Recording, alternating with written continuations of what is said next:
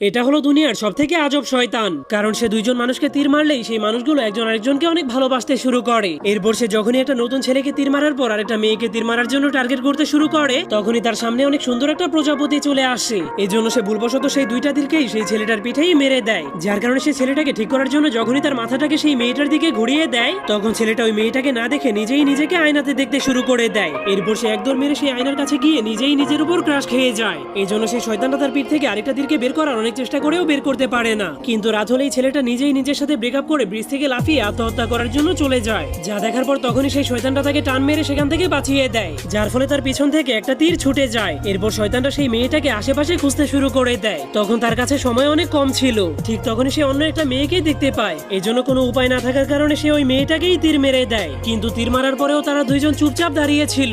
এই জন্য শয়তানটা বুদ্ধি এরকম খাটিয়ে সেই ভিডিও পুরনো আরো পেতে মেয়েটার চাইলে চেহারার চ্যানেলটিকে জায়গাতে এই সাবস্ক্রাইব নতুন করে মেয়েটার পাশে চেহারা থাকুন। এঁকে দেয়, যার ফলে শয়তানটার ম্যাজিক